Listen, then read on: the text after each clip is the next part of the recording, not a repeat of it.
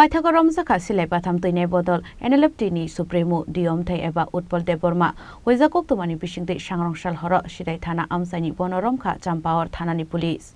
Shal kolomaromoi fatar hawa khari tongmani yagulo Paithago Romjakha Tripura hastini mungana Sidhai Patham Toinai Bodol NLFT ni Supremo D.Omthai eba Utpal Debbarma Hoizakok tumani bisingte sangrongshal horo Sidhai Thana Amchaini Romjakha Champawar Thana ni police bini shako khwaini Champawar Thana utongo 2020 bishini kaisa non-valuable case Arrest claimant yagulo Champawar Thana wa tlangi thanga bono police Aboni yagulo fashal sharigo shaljiburini remand shanai bono khwai hangkor dorbar nogoti shamani police Fiaba police remand risek khlai shaljiburini bagai jail custody rohorka khwai CGM court nijas Nandita Bhattacharya Champawar PS case number 30/2020 এই মোকদ্দমায় নন ভেলিবল warrant issue হয়েছিল আসামি Utpal Debbarma alias Umthai alias ক্যারাং Debbarma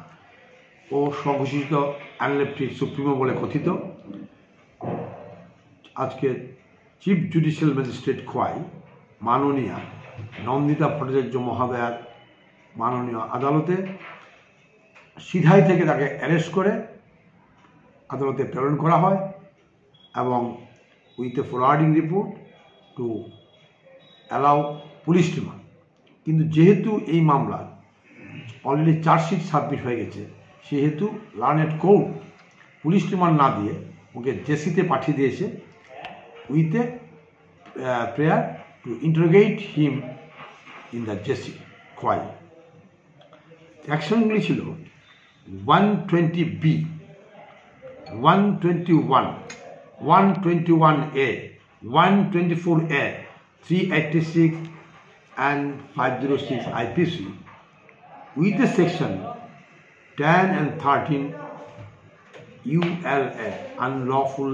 Activities Act. সেই মোতাবেক আজকে মাননীয় chief judicial magistrate Utpal Debbarma alias Umthai alias Karang দেববর্মাকে